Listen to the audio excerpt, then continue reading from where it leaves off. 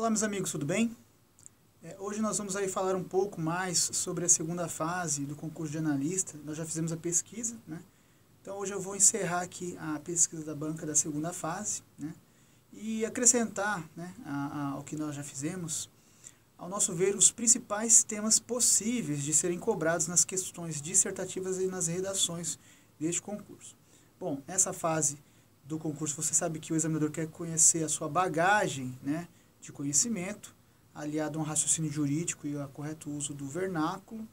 E na indicação dos temas que eu vou falar, eu fiz a divisão por disciplinas e, na medida do possível, fiz alguns comentários, observações e coloquei um link de apoio para você estudar, né, esse assunto, com um artigo jurídico correlato.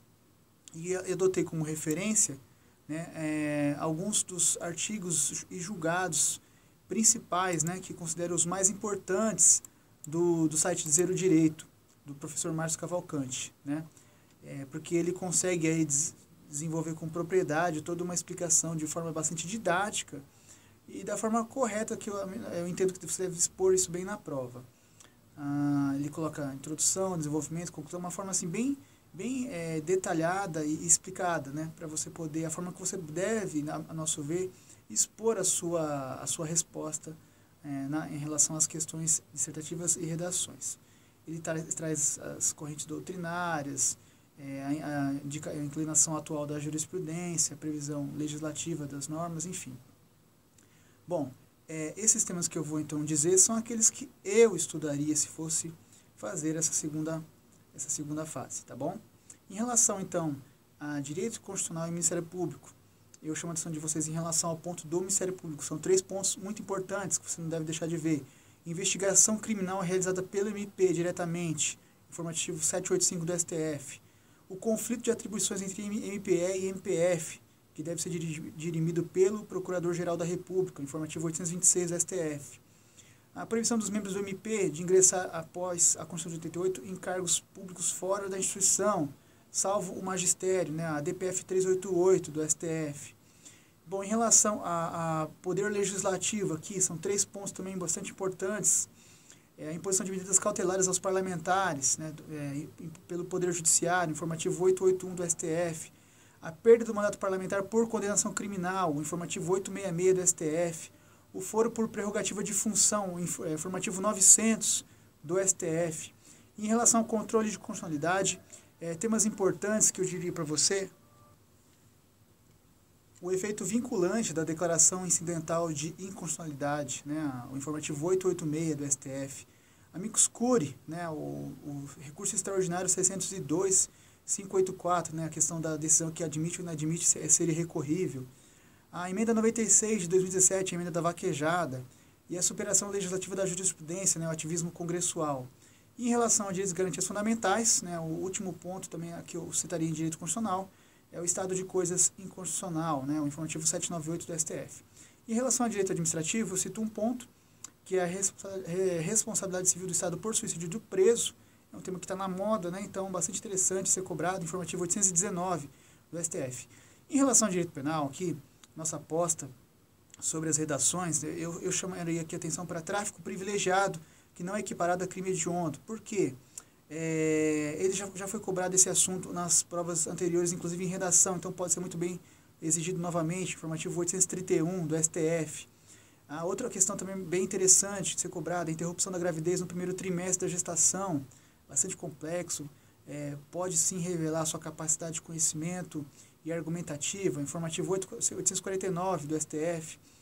Desacato continua sendo crime, outro temão por uma redação, né, ou por uma questão, né, o informativo 894 do STF. Medida de segurança, também outro tema interessante, a súmula 527 do STJ, informativo 579 do STJ. E a condenação pelo artigo 28 da Lei de Drogas não gera reincidência, também é um tema recente. Você também está disponível lá o link de acesso do Zero Direito. Em processo penal, embora nas provas anteriores não foi cobrado redação, eu creio que tem assuntos aqui que tem grande chance de ser cobrado até como redação. Por exemplo, a execução provisória da pena após o acórdão condenatório em segundo grau. Seria um ótimo assunto, informativo 814 do STF. Colaboração premiada, outro tema assim, extremamente relevante, e a possibilidade do acordo de colaboração ser celebrado pelo delegado de polícia. Eu chamo atenção aí para os informativos 796 do STF e 907 do STF. A audiência de custódia também, outro tema interessante até para a redação, informativo 795 do STF. E a intimação do pessoal dos membros do MP no processo penal também, informativo 611 do STJ. Em direito civil, 3 assuntos que sem dúvida são relevantíssimos aí, com grandes chances de serem cobrados, que é a questão do transgênero poder alterar seu prenome e gênero no registro civil, informativo 608 do STJ e 892 do STF. A sucessão causa-mortes do companheiro, né, o informativo 864 do STF, e a legitimidade do MP para ajuização de dignidade, a Lei 3.532 de 2017. Em relação ao processo civil, eu chamo a atenção de 2 pontos que podem ser cobrados, como a não obrigatoriedade do MP, da intervenção do MP nas ações de ressarcimento ao erário, informativo 548 do STJ, e a desnecessidade de oitiva do MP no mandado de segurança, informativo 912 do STF. Bom, em relação à infância e juventude, isso aqui é um tema extremamente importante, sempre foi cobrado com muitas questões, e aqui eu trago 6 pontos para você poder estudar, enfim, com chance de cair na prova, como a legitimidade do Ministério Público para Ação de Alimentos, súmula 594 do STJ, em relação aos recursos, né, a inaplicabilidade do artigo 942 do CPC, aos processos do ECA, né, informativo 627 do STJ, a superveniência da maioridade penal em relação ao ato infracional, súmula 605 do STJ, o depoimento sem dano, né, informativo 556 do STJ, a Lei 3.509 de 2017, que fala sobre o processo de adoção, ela facilita o processo de adoção, e o homeschooling, né, também tema recentíssimo sobre direito à educação, pode ser cobrado. Bom, em relação à tutela de interesses difusos e coletivos, outro tema relevantíssimo, com grandes chances de redação, praticamente, assim, não vou assegurar, mas é quase certo que seja cobrada sobre difusos. É muito difícil ser cobrado em processo civil uma redação. Minhas apostas aqui se concentram em relação à improbidade administrativa e legitimidade do Ministério Público na tutela coletiva, né? Por exemplo, em relação ao patrimônio público, 2 pontos assim que estão assim, são boas apostas para uma redação, até para uma questão, como o reexame necessário nas ações de improbidade, informativo 607 do STJ. A imprescritibilidade de ação de ressarcimento ao erário por ato doloso de improbidade, informativo 910 do STF. Em relação ao direito do consumidor, também 4 assuntos com boas chances de serem cobrados, né? A aplicação das convenções de Varsóvia e Montreal no extravio de bagagem, né? Em relação ao transporte internacional, o informativo 866 do STF. A indenização por corpo estranho em alimento, também tema bastante interessante. A legitimidade ativa do Ministério Público para a tutela dos beneficiários do DPVAT, o recurso extraordinário 631.111. E depois a legitimidade ativa do Ministério Público para a ajuização civil pública na defesa de consumidores que adquiriram imóvel com cláusulas abusivas, informativo 629 do STJ.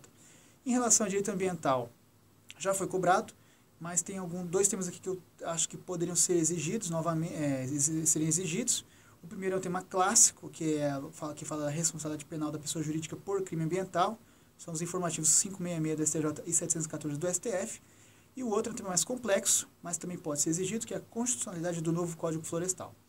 Em relação a direitos humanos, eu trago aqui a legitimidade do Ministério Público para pleitear tratamento médico, entrega de medicamentos, informativos 624 do STJ e 911 do STF, já foi cobrado em provas anteriores, mas é um assunto muito discutido, então sim pode ser objeto eventualmente de alguma forma de questionamento. Em relação ao direito eleitoral, embora seja pouco provável a cobrança dessa matéria, eu vou deixar aqui 2 pontos também para vocês estudarem e caso sejam cobrados, que é a proibição de doações de pessoas jurídicas para campanhas eleitorais e partidos políticos, que é o informativo 799 do STF, a mini-reforma eleitoral, né, as leis 13487 e 13488 de 2017, e também outros 2 assuntos que também podem ser cobrados, se for exigido nessa matéria de direito eleitoral, que são as ações judiciais eleitorais e o Ministério Público Eleitoral. Por fim, pessoal, em relação ao direito empresarial, eu acho extremamente improvável a cobrança dessa matéria. Mas se você quiser for estudar, eu acho que os pontos que você deve dar atenção são os que falam sobre a atuação do Ministério Público no processo de falência, os efeitos da decretação de falência e da concessão da recuperação judicial, e a questão da ineficácia dos atos pelo falido, né, dos atos praticados pelo falido e a ação revocatória. É isso aí, pessoal. Nós finalizamos então nossa pesquisa da segunda fase do concurso de analista jurídico do Ministério Público.